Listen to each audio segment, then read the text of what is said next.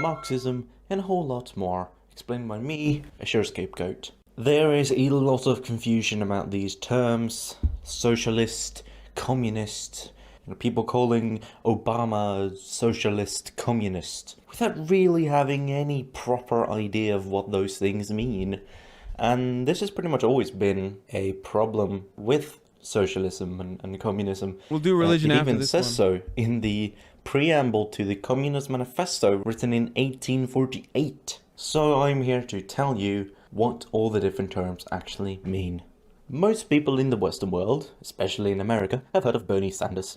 Bernie Sanders calls himself a socialist and talks all about Scandinavian countries like Sweden and Denmark, praising them for social welfare system which provide things like free education, healthcare and other benefits or security nets, all paid for by the government.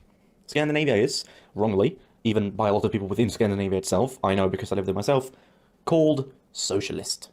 Bernie Sanders ran against Hillary Clinton in the Democrat primaries in 2016. He lost the Democratic nomination to Clinton, who went on to run against Donald Trump.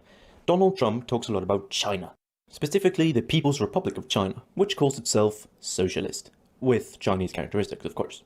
Donald Trump won the presidential election and became the 45th president of the United States of America, replacing the man who came before him, Barack Obama. Obama talked on multiple occasions about Guantanamo Bay, which is a military facility on the island of Cuba, but belonging to the nation of the USA.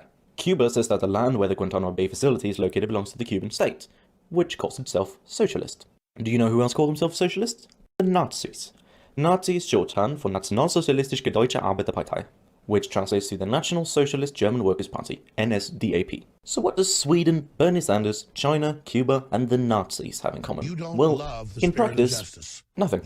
Sweden, not entirely unlike China, is a country with a mainly capitalistic free market system, but with some government intervention and social security paid for by the raising of taxes on those who earn more. Cuba is what many in the world would call communist, choosing not to rely on a private free market, but rather a public, planned economy where elected representatives make decisions about the economy that would otherwise be made by private business owners, like where to build new factories, what they should produce, what the wages should be, and so on.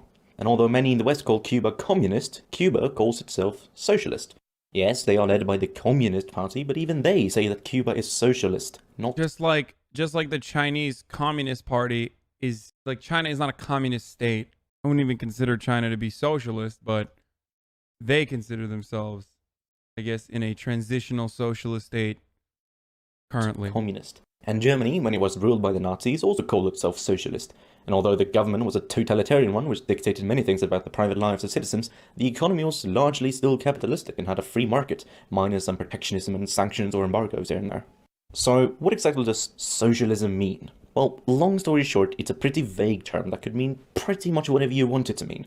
The definition of socialism is a society in which the means of production, distribution and exchange are owned by the community as a whole rather than private individuals. Of the examples that I brought up, Scandinavia, Bernie Sanders, Cuba and the Nazis, the only one that really fits this definition is Cuba. Because the means of production, that is factories and other workplaces like farms for example, the means of distribution and the means of exchange are owned by the state, that is the community as a whole. And the state is democratic, as in run by the people that live in the nation. And so the people, indirectly through the democratic government, control the means of production, distribution and exchange. Sweden and Norway and Denmark own some of the means of production, some of the means of distribution and exchange, but I would say over 90% of the means of production in Scandinavia are privately owned, and so the community as a whole do not control the means of production, distribution or exchange in Scandinavia. And so Scandinavia is, for the most part, and according to most definitions of socialism, not socialistic. They are capitalistic, following an ideology called social democracy, which I will talk about in a minute. So, I've given you the definition of socialism, or more... This is why whenever people say, like, whenever Republicans place Schrodinger's socialism, whenever they try to refer to Scandinavian countries and say, like, oh, well, you know, Sweden is socialist, or Sweden is not socialist, depending on who you're talking to. Sweden is not socialist. It's not a socialist country. It is a social democracy. Most of these European countries that we look to are social democracies. They're still capitalist. There's still plenty of private enterprise. There's free market economy, but with social safety nets and heavy government regulation and intervention. Accurately, I've given you the definition of a socialist society. You Socialism, love the your father, ideology, the devil. is trying to achieve that kind of society. It's what's called an umbrella term, encompassing multiple other terms within it that branch away further. So let's create a nice little infographic thing, right? We have socialism on the left, and then No, capitalism. the USSR was not actually communist.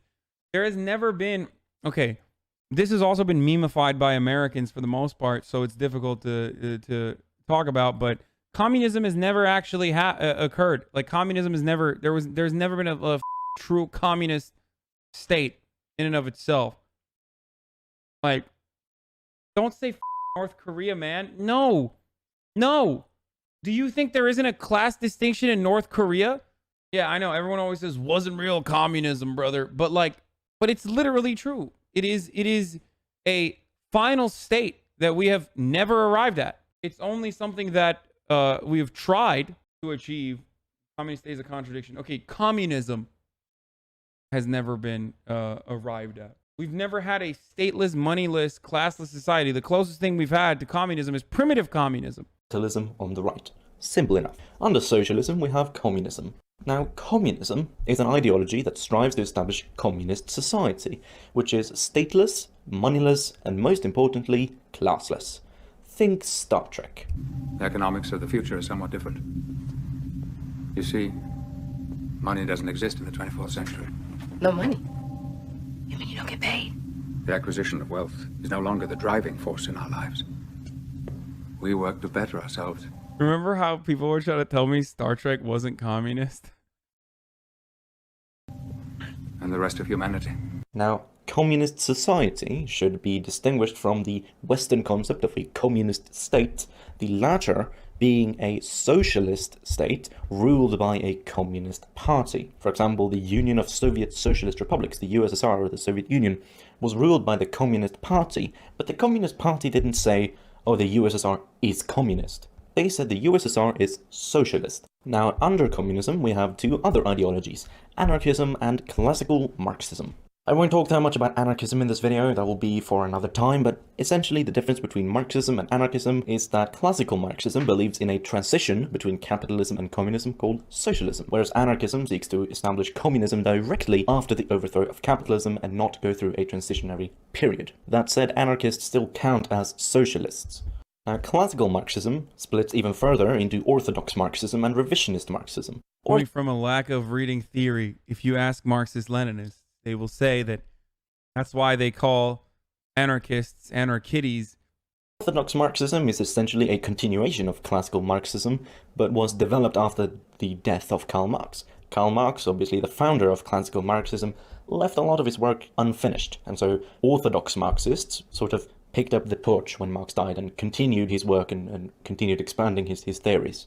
Revisionist Marxism, on the other hand, is an umbrella term for forms of Marxism that have changed one or more fundamental parts of Marxism. Social democracy is a form of revisionist Marxism that has changed Marxism so much that it is no longer socialistic, but rather a friendly version of capitalism. This is the ideology mainly followed by Scandinavia and some other European countries like France, for example. There's also democratic socialism, which is a term so vague that it could actually be either orthodox and communist, revisionist and communist, or revisionist and not communist. The definition of democratic... I like that he does not include anarchism under democratic socialism, but there are definitely anarchists in the DSA, which probably is a reason for why there's so many issues with the DSA internally. Socialism is an ideology which seeks to establish a society with a socialist mode of production alongside a democratic system, as opposed to the Soviet or Workers' Council system of Marxism-Leninism, which democratic socialists generally deem undemocratic. Now, some people will claim that democratic socialism means socialists who want to establish socialism through democratic means, but this is not necessarily the case. Yes, there are democratic socialists who aim to achieve their goals through elections, but there can also be revolutionary democratic socialists who reject participating in elections under capitalism because capitalist elections are undemocratic in their eyes, and they seek to establish real democracy alongside socialism through revolutionary means. Also note that democratic socialism is not the same as social democracy. Social democracy is pro-capitalism, whereas democratic socialism is anti-capitalism, at least in theory. There are some democratic socialist parties which are pretty much social democratic in theory, but just call themselves something else. Moving on. Under Orthodox Marxism, we have even more tendencies like Luxemburgism, Leninism, Trotskyism, Maoism, and a whole lot more. These are actually not too different from each other, and so their differences are more complicated and take longer to explain, so I won't do that in this video, but perhaps some other time. Now then, let's recap.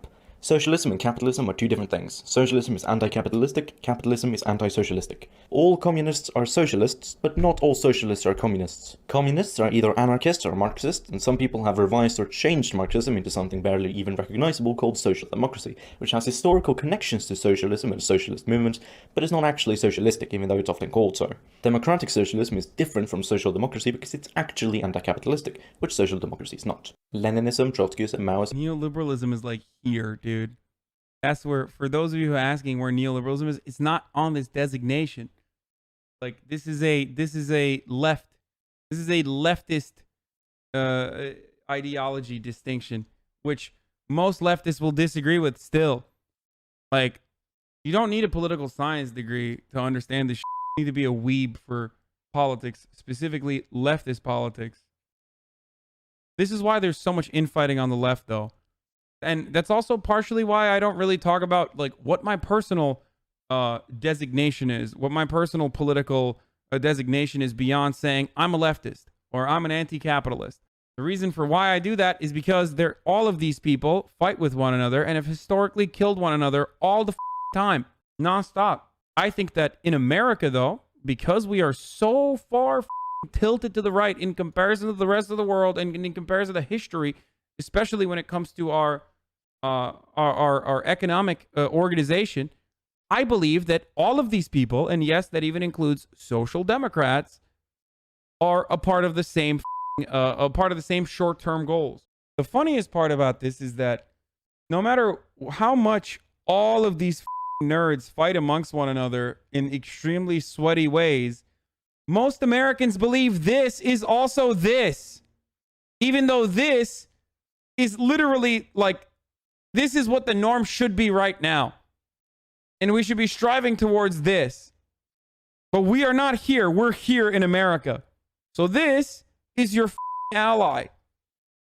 Unless you're literally a revolutionary Marxist, as he mentioned, and believe that like we need to magically somehow build a vanguard party. I'm sure a vanguard will come together on its own if you read hard enough and listen to your favorite podcast hard enough and post hard enough on Reddit. You'll build a vanguard party. Or wait for the inherent contradictions in capitalism and the way that our economy is organized, or the inherent contradiction between classes to ultimately implode our capitalist organization of the economy. I'm sure that will happen as well. And certainly what will happen as a consequence of that won't be a fascist state once again, but instead will magically become everyone will just magically read all the theory that you've been reading and get woke. The problem is a lot of people just, I don't know why, a lot of people on the internet think that like neoliberals is anywhere near the spectrum when they're like far right, pro-capitalist, pro-free market, pro-third world exploitation liberals. That's it. I think no matter how you interpret Marx's writings, the state's proclivity to control all of the externalities has been the reason why we arrive at the global neoliberal hell that we're in currently. Like, those inherent contradictions have almost always been fixed with short-term solutions by the welfare state. Something that I believe was something that even Marx was unable to predict, to the degree that even Marx was unable to predict.